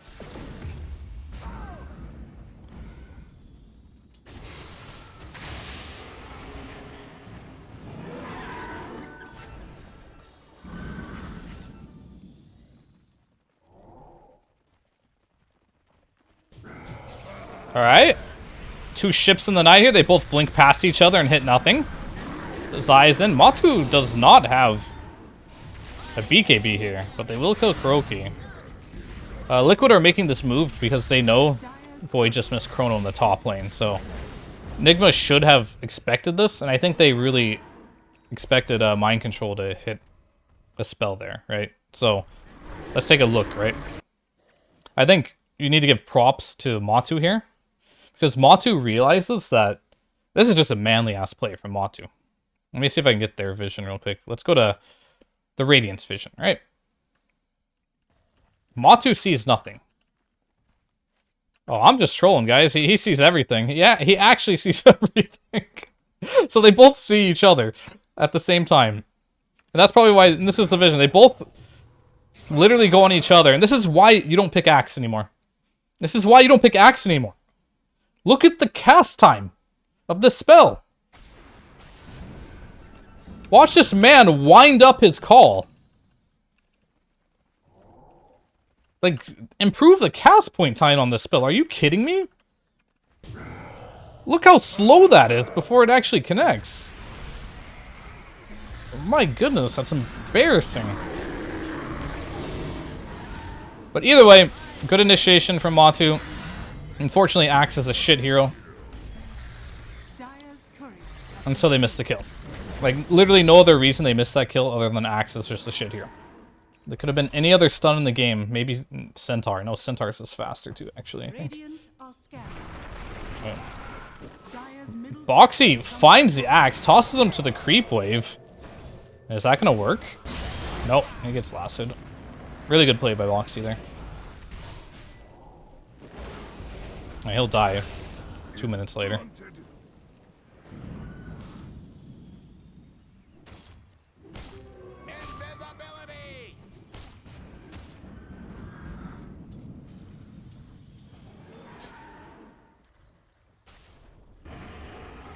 Alright, 20 minutes in the game here. 6k net worth advantage for Liquid. Zai found GH again. And that's a W. Zai's Timbersaw. #1 in net worth this game. Not having the best laning stage. But that's what Zai does best. He doesn't need a good laning stage. This man's a beast. Dire's top tower is under attack. My thrift rewarded. Croaky building the army. Purge creep versus bad, that's decent. I guess there's Ursa too. Warding on top of each other. Radiant's bottom tower is under attack. Dire's top tower is under attack.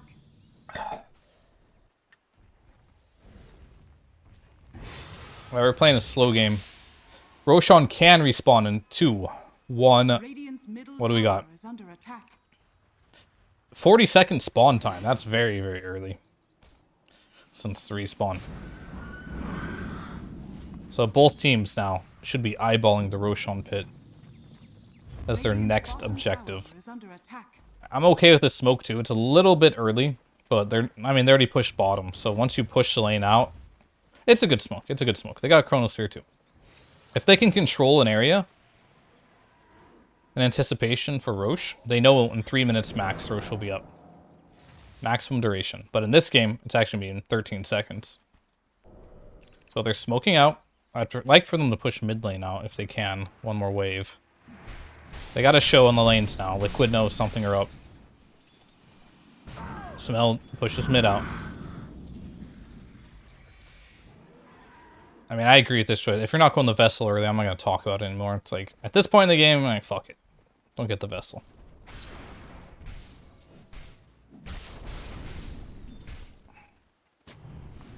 They're down 6,000 net worth here. Both teams playing around the Roche pit. Liquid, they're going to do their own smoke. I like this play. Zai is going to show. You can't really do 5-man smokes anymore. So Zai shows that he's top there, which gives a bit of a false sense of security in a way. Alright, Boxy goes in. He has wards on him. He jumps in.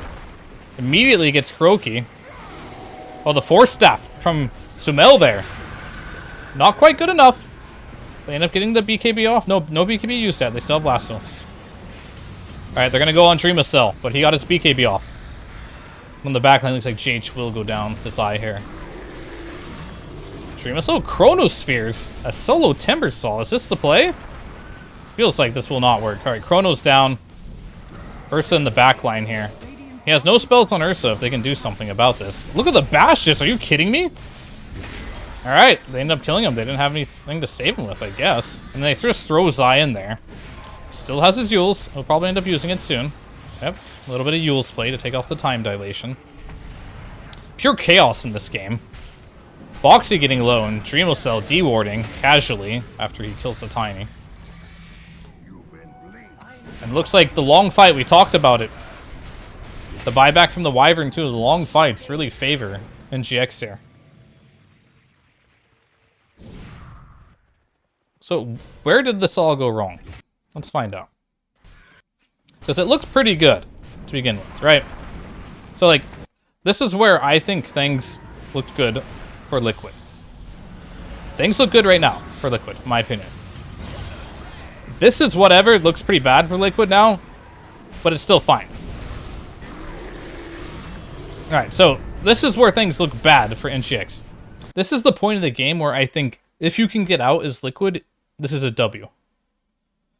And what happens so they can't get out? Matu, you naughty, naughty boy. You naughty, naughty little Ursa. You decided to go back in after Wyvern bought back. Tries to go in on Void of all targets. Jumps past his entire team, who is trying to retreat. And is now put in a very terrible position here. No Blink Dagger for the Tiny, as he is time dilated. And he gets killed off there. So that was kind of like the decision there. Like, playing carry is hard, because you do have to make the hardest decisions in the game for the most part. And, like, there's so much chaos, it can be difficult. But his choice to go back in there instead of just backing out after the Wyvern buyback cost him 3 kills, honestly, and gave a triple kill away.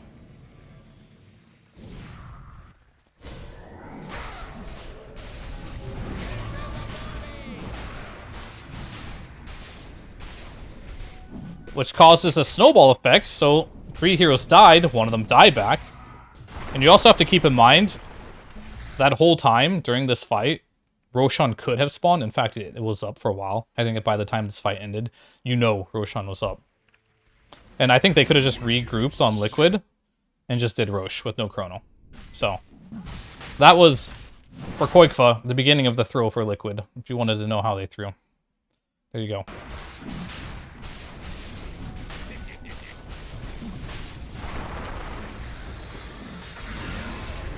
And then the counter throw!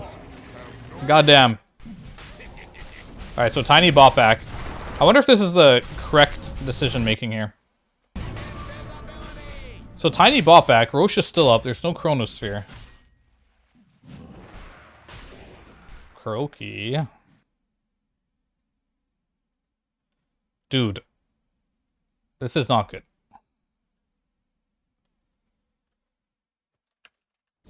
Alright, so here's my problem with this, right? Kuroki has 2 wards on him and a sentry.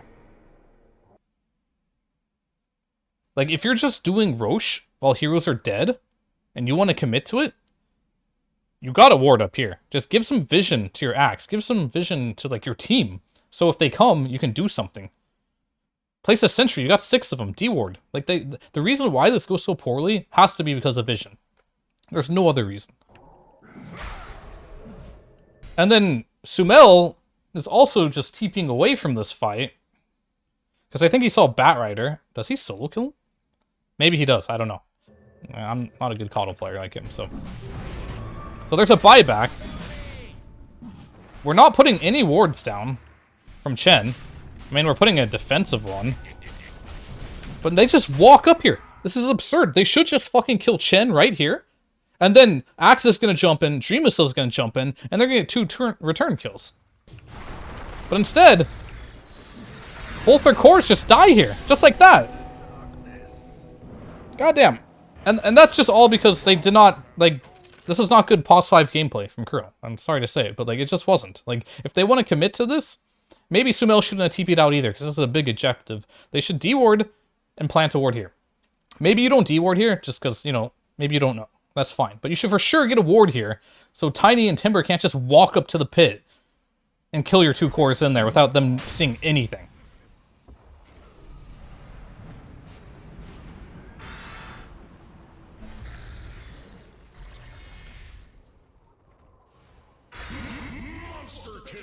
And then Zai is just cleaning up here. Monster kill on Zai. Putting his team on his back this game.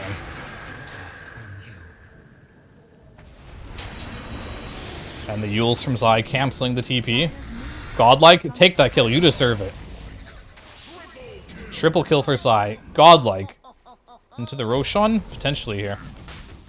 Yeah, there's no way they def this Rosh.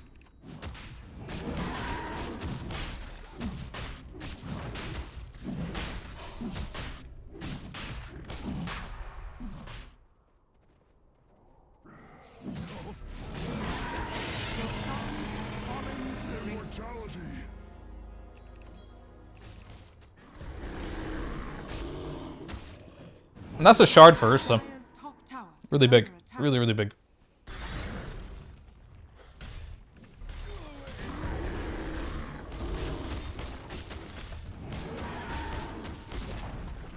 Dire's top tower has fallen.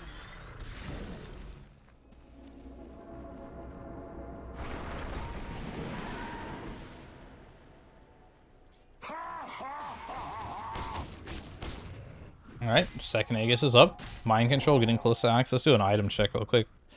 Croaky has Shard and Mech. Going for a Lincoln Sphere on the Coddle. This is like pure utility Coddle. Lincoln's Lotus, Dire's Force middle Staff. tower is under attack. Void BKB is up. I mean, he's had it for a while here. Okay, they jump Matu. This is a DD faceless Void. You gotta be careful here. He's praying under his vision. This is what he sees. He wants to go pretty soon here, and there it goes. Boom. 2 heroes. He gets the Dazzle. Dazzle down. Going on Tiny next. Alright, he got the Yules off on Boxy here. BKB is still active. Gets the toss back. GH dying to the Ursa. Stream Assault kills both supports. Dazzle has bought back. He jumps back to his vision. They should look to D-ward here. Insania probably will now. D-ward's in the middle of the fight. That's good. Sumail in trouble. He's a fast old man on a horse. Can he get out? Looks like he is completely fine there. Wait. In the back. Looks like we had another Death Dazzle diebacked. So I will say, Dream Assault right here, he is playing this fight masterfully. He is playing it so well. He's playing around his vision so well this game, right? Dire's middle tower is under attack. There it is. He got his vision again. They see him. They're playing around the vision. He's killed Dazzle twice and Tiny once. From seemingly like a position where Ursa has the Aegis, right? Sure, the DD helps. Then he goes back in. Okay, mind control is in. We get some bashes. And Colding Blade did miss here. But Matu's kind of low. BKB on Axe makes him very powerful here. Tower is under attack. Did not hit him with the W. And Matu Is under attack. will go down here. Oh, he popped this ulti right before he died. What? That right there probably would not... I mean, maybe it would have made a difference. Maybe it would have been the difference in Zai going back in or not. But very unfortunate nonetheless. Dreamacell MVP so far of this game for the Dire on his Faceless Void.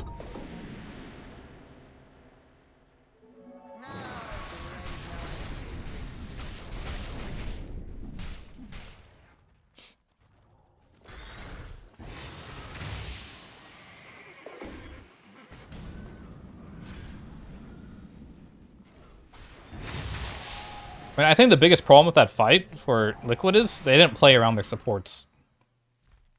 Like, they were diving back here while Insania's like back here fighting 2 other heroes. Maybe with a couple Graves in the fight, or if they could have killed the Axe first. Could have paid off. But either way, this Axe is starting to pay off a little bit in this game. Getting some really good calls. Haven't seen too much of the interaction of Coaling Blade versus the Grave. Just because Dream Missile has been doing a really good job at just killing the Dazzle and the Chrono so far.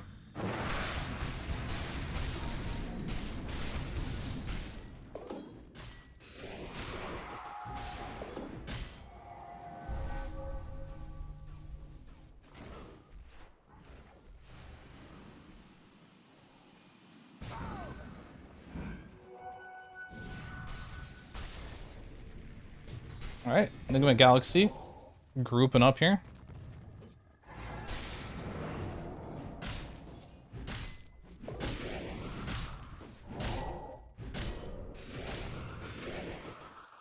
Still in a really good spot here for Liquid, to be honest with you. It's just their only really big problem in this game, I think, is the Void.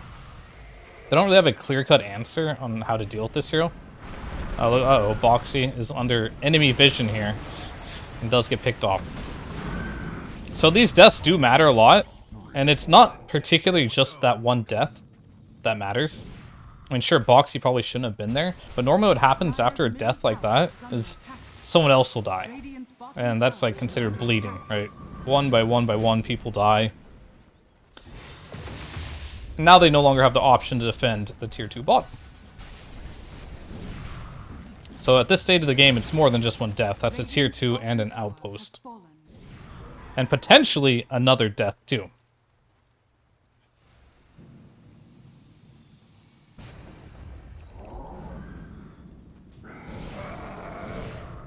Alright, we got a miss.